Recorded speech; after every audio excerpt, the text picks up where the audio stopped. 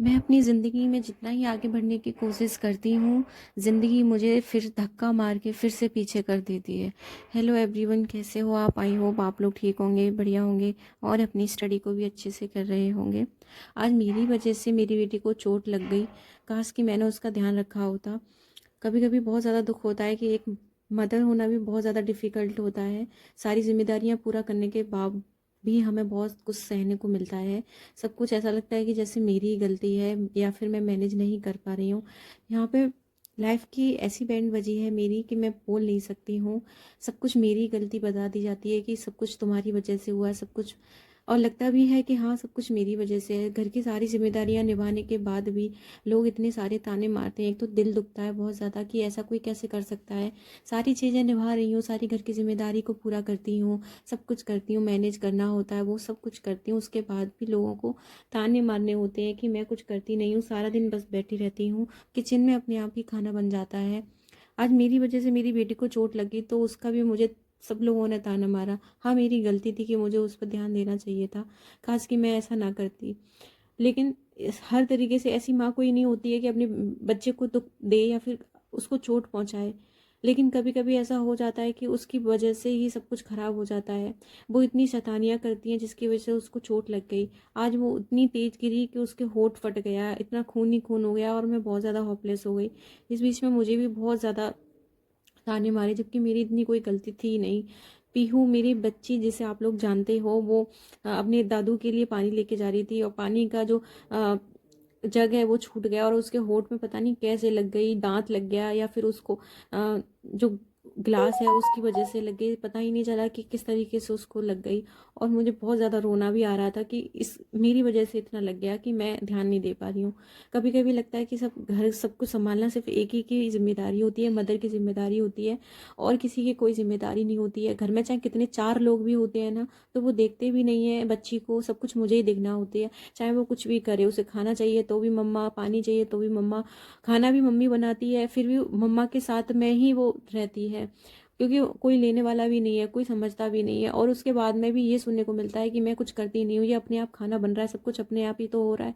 Life में ऐसी band बजी है मेरी कि मैं अपने आप को टाइम नहीं दे पा रही हूँ। अपनी लाइफ मैंने खुद खराब कर ली है। लेकिन लोगों को बस ताने देने होते हैं, लोगों को बस अपनी चीज़ें नजर आती हैं कि हमने क्या किया था, हमने वो ये किया था, हमने वो किया था। लेकिन मेरी किसी को कुछ भी दिखाई नहीं देता है कि मैं यहाँ पे क्या कर रही हूँ। मैंने अपनी पूरी लाइफ खराब कर दी है, लेकिन फिर भी लोगों को ऐसा लगता है कि मैं कुछ कर ही नहीं रही हूँ।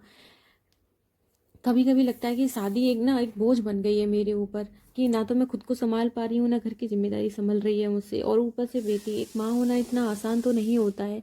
लेकिन फिर भी मैं पूरा कोशिश करती हूँ कि मुझसे कोई गलती ना हो। लेकिन फिर भी हो ही जाती है, कुछ ना कुछ प्रॉब्लम हो ही जाती है। आज मेरी बेटी को इतनी चोट लगी है कि मैं बोल नहीं सकती हूँ। अपनी भाषा में बता नहीं सकती हूँ कि उसको कितना दर्द हुआ होगा। अब मेरी एक चोट खरोच भी लग जाती है तो हमको कितना दर्द होता है, उसको कितनी प्रॉब्लम हो रही होगी। लेकिन हाँ, मेरी गलती थी उसमें। थोड़ी सी गलती ये थी कि मैंने जो जगह वो नहीं देना चाहिए था, उसकी वजह से वो गिर गई और उसको चोट लग गई। इस वजह से मुझे बहुत ज़्यादा दिक्कत हो रही थी कि मैं अपने आप को अभी भी कोस रही हूँ कि मैंने ऐसा क्यों किया।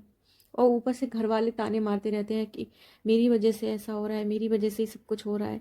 जबकि अगर कोई इस पर ध्यान दे तो मैं अपने किचन के सारे काम कर लूँ, किसी की कोई प्रॉब्लम ना हो। लेकिन ना तो कोई पीयू को पकड़ता है, ना ही घर की कोई जिम्मेदारी। एक गिलास कोई पानी नहीं लेता है अपने हाथ से। सब कुछ डिपेंड करते हैं कि मैं सब कुछ करूँ, सारी चीज़ों को मैं खुद करूँ।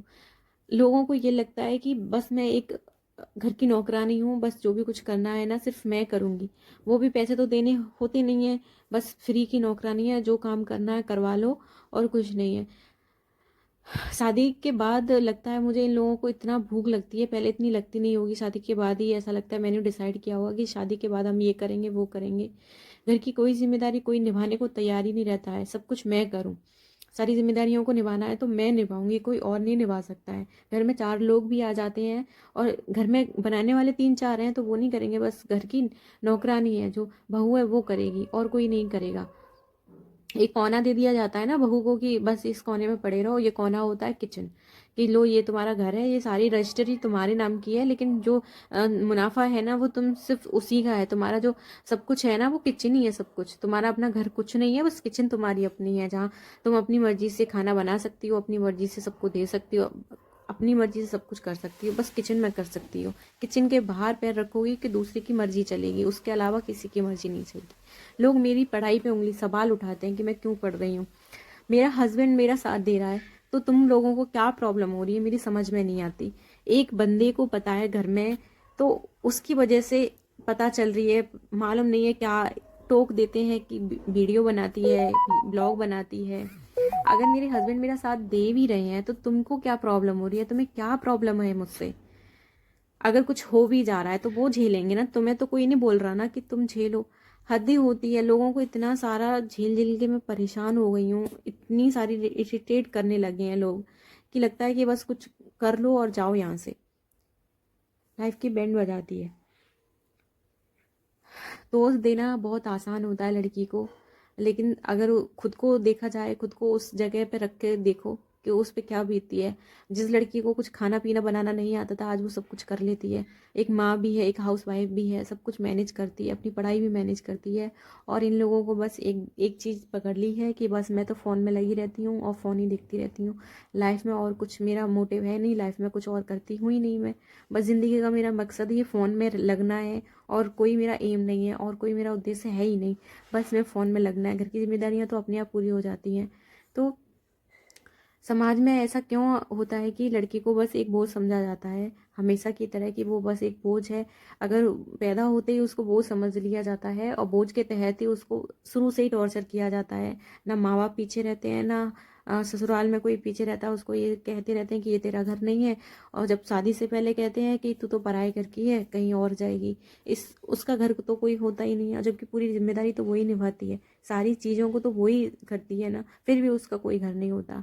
और मज़े की बात तो ये है कि ये सारी चीज़ें एक औरत ही औरत के साथ करती है। सासू माँ को भी पता होती है कि मेरे साथ क्या हुआ था, तो मैं अपनी बहू के साथ क्यों करूँ, उसको क्यों एहसास दिलाऊं। लेकिन सासू माँ भी बहुत वैसी होती है, वो नहीं कभी चाहेगी कि मेरी बहू जो है आगे निकले। वो अपने पता नहीं कौन से जर्सी में रहती है। उनको ये लगता है कि अगर मेरी बहू आगे निकल गई तो सब सरकार गिरा देगी, सबकी सरकारें, जो सास की सरकार है वो सब गिर जाएगी और बहू की सरकार बन जाएगी। उनको ये लगता है, उनका जो सपना है वो टूट जाएगा।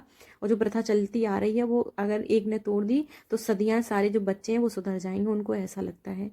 तो मैं ये नहीं कह रही हूँ कि लाइफ में सबकी प्रॉब्लम होती है, सबको प्रॉब्लम होती है, मुझे भी प्रॉब्लम थी, मेरा दिल भी दुखता है।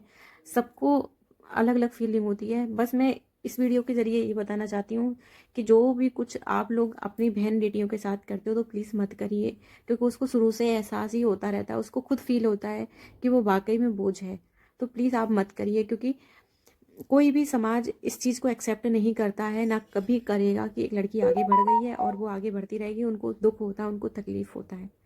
अगर मैं भी कुछ करना चाहती हूँ, अपनी लाइफ में आगे बढ़ना चाहती हूँ, तो ये समाज कभी बढ़ने नहीं देगा। समाज क्या, जो कहते हैं ना चार लोग क्या कहेंगे, चार लोग क्या कहेंगे, तो घर के जो चार लोग हैं वो घर के ही होते हैं। चार लोग कहीं आस पड़ोस के नहीं होते हैं, आपके खुद के ही होते हैं, आपके घर में ही निकलते हैं वो चार लोग। उनको ज़्यादा प्रॉब्लम होती है, कपड़ों से उनको प्रॉब्लम होती है, खाने से उनको प्रॉब्लम होती है, बाहर जाने से उनको प्रॉब्लम होती है।